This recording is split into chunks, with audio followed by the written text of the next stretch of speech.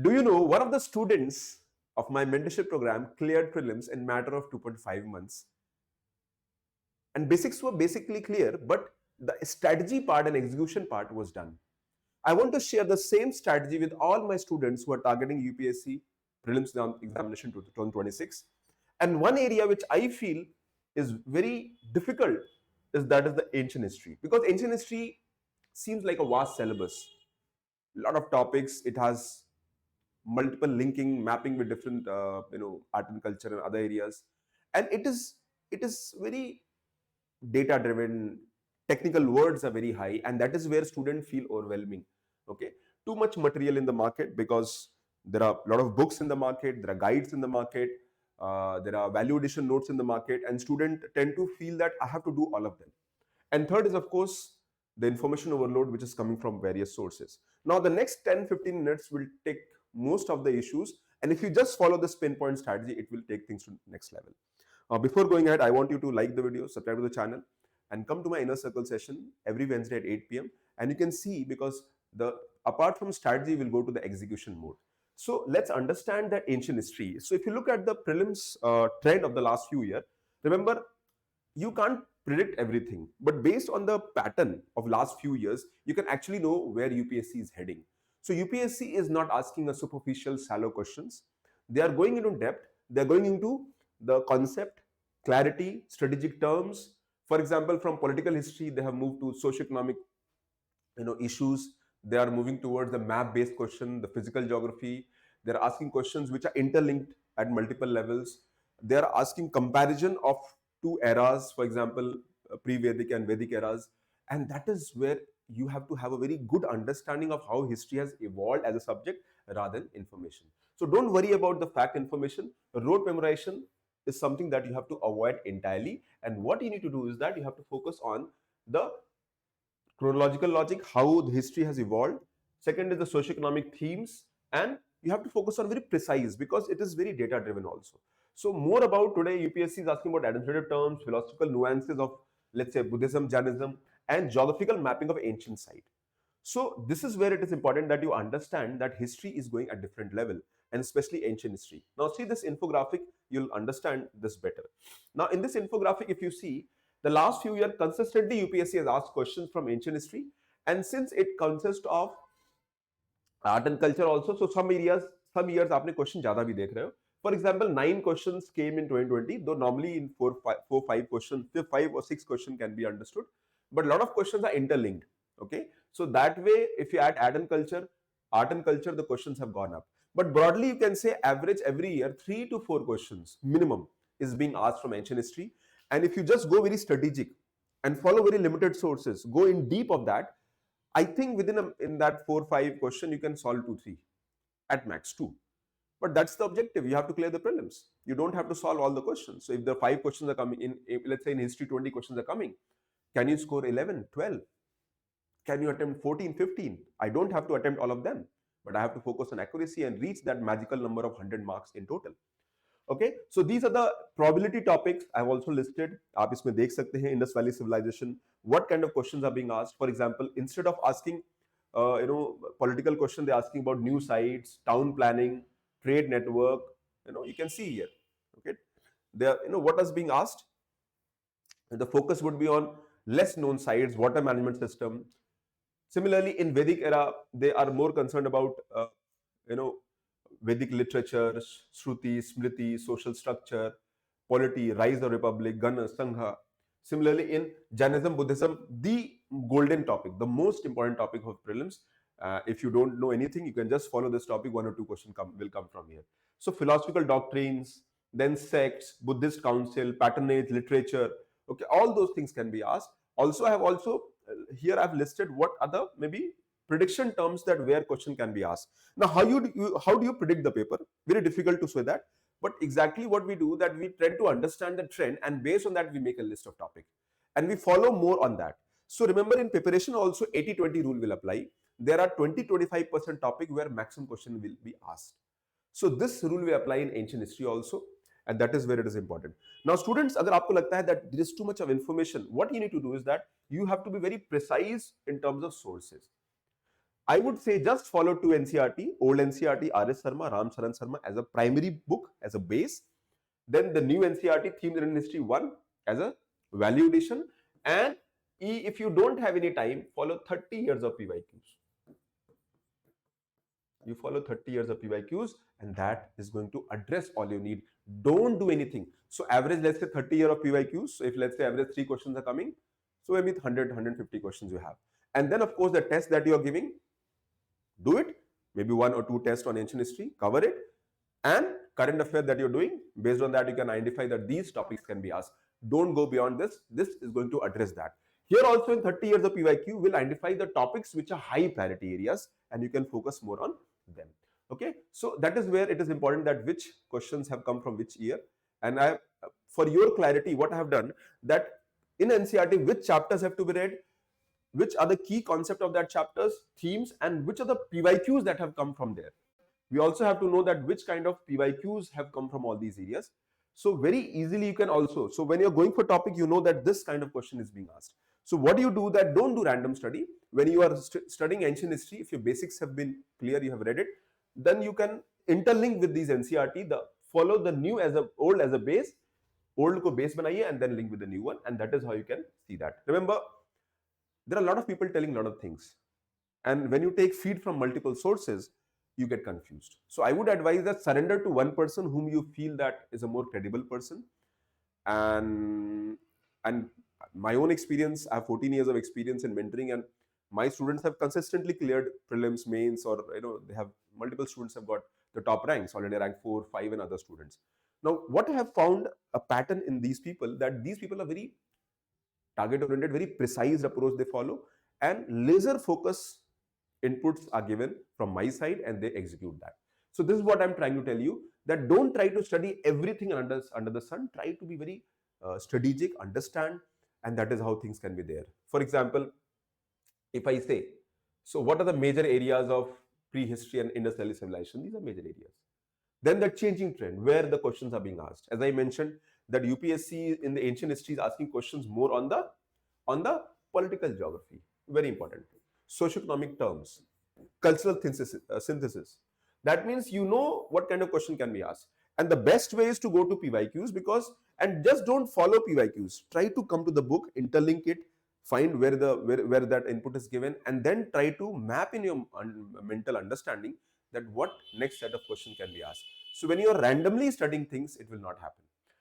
Once you read the basic sources, read once. After that, you come to this approach, and you can follow in every topic. For Vedic or Mahajanpadas, for Buddhism, Jainism, you can look at these topics and where the trend is moving. For example, in Jainism, Buddhism, the trend is moving. Now see here, what is in Jainism? Teachings and philosophy, sects, council, literature, art and architecture move from basic life stories to deep philosophical concept, obscure subsects, patronage patterns, subtle difference between schools.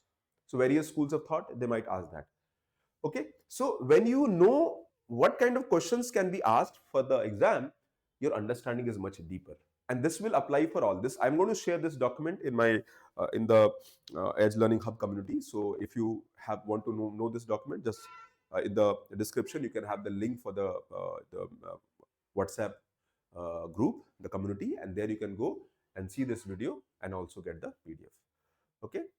Also, if I have listed the topic wise strategy, what to study, what to ignore, predictive area, just have an understanding. See, this document is not a final document of everything, but it will give you a major understanding of way the exam is being patterned and way it is shifting.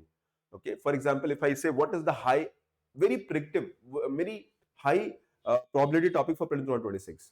So very high probability will be ancient ports and trade item linked with Make in India.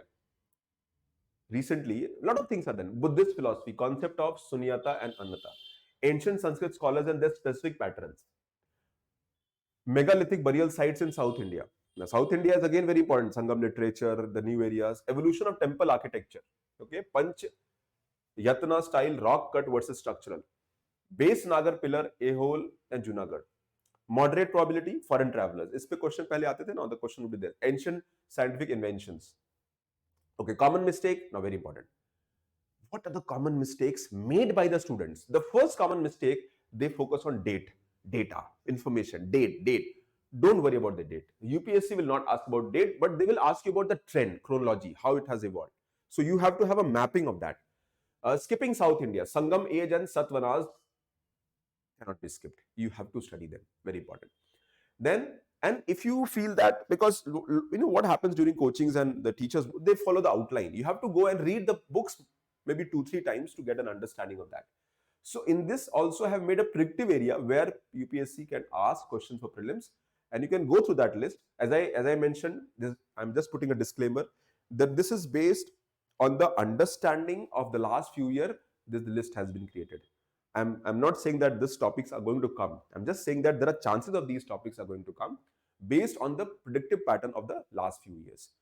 As a student, I will go in the same approach, and I know that if we follow I deeply, because what happens that when you study a lot, आप जब ज़्यादा पढ़ते हो, you are not able to process the information, understand the information, and apply the information. Because UPSC is about conceptual analysis and taking things to next level. So this is where it is important that you understand that. And so as I mentioned, what is needed? So major areas in history I have listed, from prehistoric, Indus Valley, Vedic, Buddhism, Mauryan, and art and culture. And the changing trend, the questions are being asked from religion and philosophy. Religion and philosophy, Jainism, Buddhism, Vedic beliefs, archaeological sites, evacuation inscriptions of ancient site, and political history are less being asked. Okay, so dynasties and kings pay, the question are being less. More question on culture, religion, and art and monuments. So art and culture is intrinsically linked. In fact, I'll also create another video on art and culture. I want to just tell you one more book, that is Introduction to Fine Arts for class 11th NCERT. So this book can also be added after reading these two sources. Introduction to Fine Arts.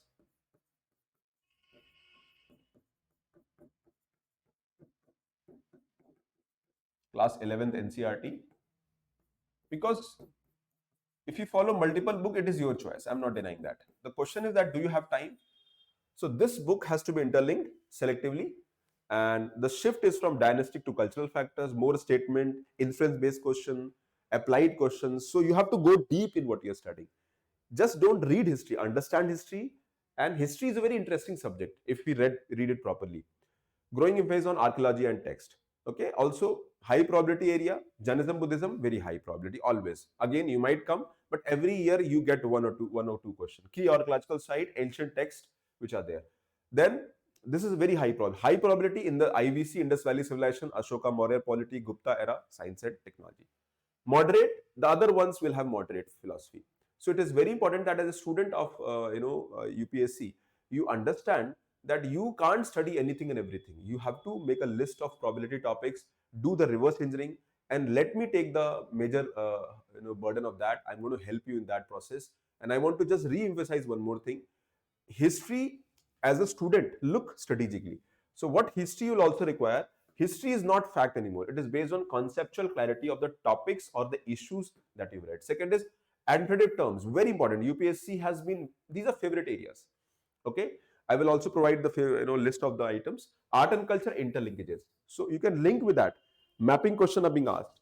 Then map based questions of history. So suddenly what has happened that they just don't want students who have read information. They want to look at the students who have understanding of history and can link it through analytical approach. So this is how the question are being asked, and I just want you to follow this shift, because UPSC will ask about the concept, the term, the socioeconomic theme, interrelations, and that is how journey would be there. It is your choice, but I would advise that follow this input, and it is going to make things very different for you. And if you want to more, come to my inner circle session, and I'll be sharing strategy for every subject in the coming 2-3 weeks. I've started with history, ancient, then I'll go to medieval, modern, and then eventually all the areas will be covered. So this is what I'm trying to say, and thank you very much for watching this video. This video, if you follow properly and study less, don't study more, study fewer sources, go deep on of that. Instead of reading maybe 20 topics, read 8 topics, but be thorough in them. That those 8 topics are those topics where UPSC might ask more questions. Go with that approach rather than studying everything, because that will not work, and time is not the luxury you have. This is what I will tell. Even today also more than 90 days are left. And if I had to give the prelims, I will go with the same strategic approach. So come to inner circle session 8 p.m. every week, see the difference, and I'm going to share the next level strategy, current affair, everything. And believe me, just follow it and things will work for you. Okay? Because I am thinking like a student. Because every feed I'm giving, it is coming from my own students, from their learnings, from their inputs, and my own experience as a mentor. Because because I'm going deep in what should how should we study, the context part.